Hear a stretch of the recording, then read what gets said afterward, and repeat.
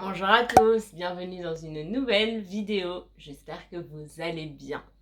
Aujourd'hui, je vous retrouve pour une vidéo story time où je vais vous raconter comment j'ai quitté mon travail pour devenir prof de français et youtubeuse à plein temps.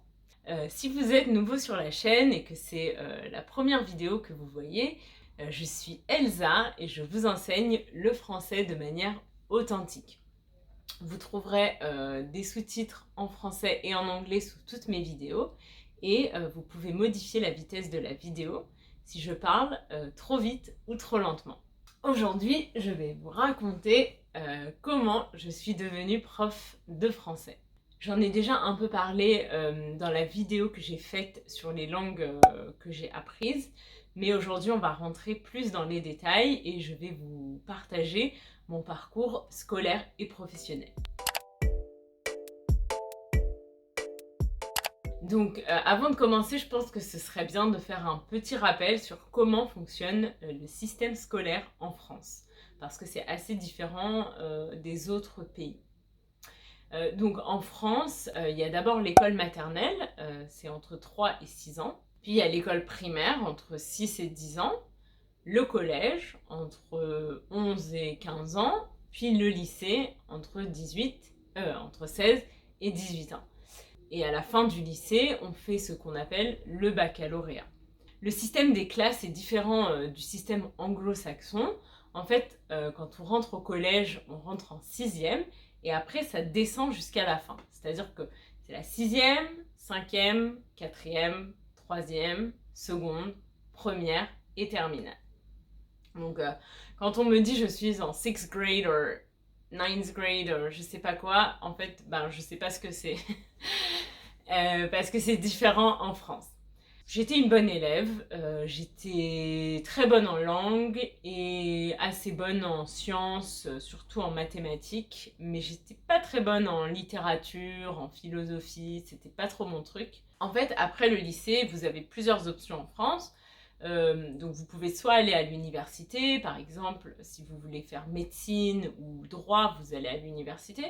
Mais si vous voulez être ingénieur ou faire du commerce, alors en général vous allez dans une école d'ingénieur ou une école de commerce.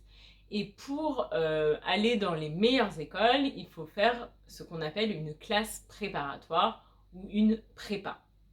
Donc je pense que c'est assez important à connaître parce que ça fait vraiment partie de la culture française, ces classes préparatoires. Donc moi personnellement j'ai fait une classe préparatoire pour rentrer dans une école de commerce. Enfin la prépa ça dure 2 ans et pendant 2 ans on travaille intensivement pour se préparer au concours d'entrée aux écoles. Pendant 2 ans j'ai fait des mathématiques, de l'histoire, de la philo, des langues de manière intensive. Et donc je suis rentrée dans une école de commerce. Donc je vous passe les détails, mais on va dire que dans l'école de commerce, c'est là où j'ai eu mes premières expériences professionnelles, parce qu'en fait on est obligé de faire des stages en entreprise. Donc j'ai fait plusieurs stages en entreprise, ça s'est plutôt bien passé, mais je me suis rendu compte que la vie en entreprise, c'était pas trop pour moi. J'aimais pas trop cette vie d'aller au travail, de me lever le matin, de prendre les transports, d'aller au bureau, de rentrer à la maison et de recommencer le lendemain. C'était pas trop pour moi. J'aimais pas le fait d'avoir un patron, de devoir lui demander pour prendre des vacances, de ne pas pouvoir travailler quand je veux et où je veux. Enfin, j'ai toujours voulu avoir cette liberté en fait, que je n'avais pas en entreprise. Donc à la fin de mes études, j'ai décidé de m'installer en Israël. Si vous voulez une vidéo sur pourquoi je me suis installée en Israël, n'hésitez pas à me le dire dans les commentaires. Donc à la fin de mes études, je suis venue m'installer en Israël et j'ai trouvé un travail qui me correspondait plutôt bien parce que en fait je travaillais de la maison et j'avais un patron vraiment très sympa qui m'a toujours laissé très libre de m'organiser. Si je voulais partir en France et travailler depuis la France, il n'y avait aucun problème. Il m'a toujours laissé prendre mes vacances quand je voulais. J'étais bien payée et puis le travail était assez intéressant. En fait, on faisait du conseil en entreprise, donc on aidait, des startups à se structurer et à lever des fonds auprès d'investisseurs. Donc voilà, c'était assez intéressant, mais vous voyez, donc là, quand est-ce que je me suis installée en Israël? C'était en septembre 2018. J'avais toujours jamais enseigné le français de ma vie. Comment est-ce que j'ai commencé à enseigner le français? Donc en fait, c'est Doron, mon copain que vous avez déjà vu, qui a décidé d'apprendre le français. Je pense que c'était en fin 2018, début 2019. Doron a décidé d'apprendre le français et donc j'ai dit ok, bah c'est moi qui vais t'enseigner le français. Et en fait, bah j'ai adoré lui enseigner le français. J'ai trouvé ça hyper gratifiant de voir ses progrès au quotidien. Enfin, j'ai vraiment aimé faire ça. En cherchant des ressources pour nos cours de français, je suis tombée sur la chaîne de Hugo, de Inner French. Et j'ai trouvé que c'était hyper cool ce qu'il faisait. J'ai adoré le concept, en fait, d'enseigner le français sans faire des cours de grammaire et de conjugaison. Mais vraiment enseigner le français en parlant de sujets du quotidien ou de sujets d'actualité, en parlant assez lentement et en vous enseignant des mots de vocabulaire.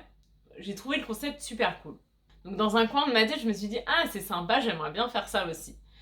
Mais ça s'est arrêté là. En septembre 2019, j'ai décidé d'enseigner à plus de monde. Et donc j'ai ouvert un profil sur la plateforme italki. Et j'ai commencé à enseigner à d'autres personnes. Et j'avais toujours cette idée en tête de commencer une chaîne YouTube, surtout que je regarde des vidéos YouTube depuis des années. Enfin, vraiment, j'adore YouTube. Donc, j'avais cette idée en tête, mais je me disais tout le temps, attends de gagner en expérience, voilà, attends de gagner en expérience et tu feras ça quand tu auras plus d'expérience.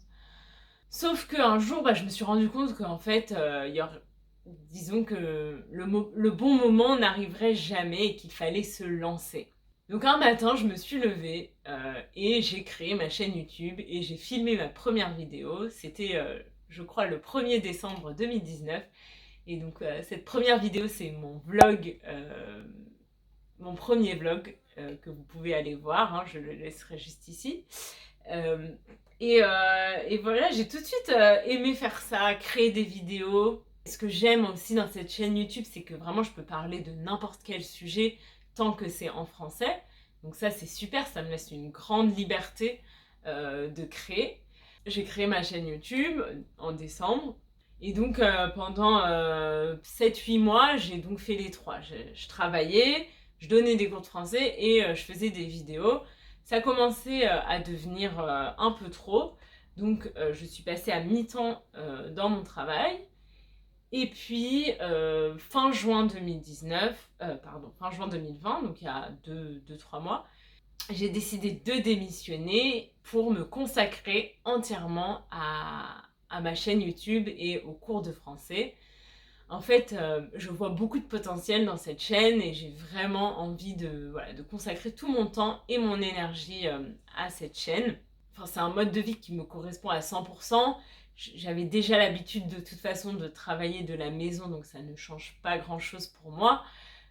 Mais voilà, j'ai une liberté totale de mouvement et ça c'est trop cool. D'ailleurs je vais très bientôt, je vais vous faire une vidéo sur un peu une journée de travail type, comment je m'organise, des conseils pour travailler de la maison. Donc si vous n'êtes pas abonné à la chaîne, je vous conseille de vous abonner et d'activer les notifications pour ne pas rater de vidéos. Voilà, donc c'est à peu près toute l'histoire. Donc voilà, ça fait 3 mois maintenant que je suis youtubeuse et professeure de français à plein temps.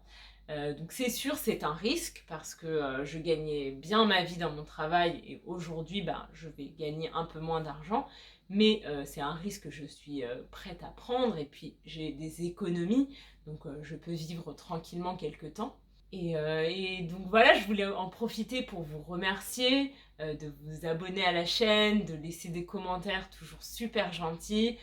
Ça me motive énormément à continuer pour vous faire des vidéos. Donc un grand merci. J'espère que cette vidéo vous a plu, que vous en avez appris un peu plus sur moi. Tous les mots de vocabulaire qui se sont affichés à l'écran pendant la vidéo sont dans la barre d'infos, donc n'hésitez pas à aller voir. Si vous avez aimé la vidéo, likez-la, abonnez-vous à la chaîne et je vous dis à mercredi pour une nouvelle vidéo. Bye!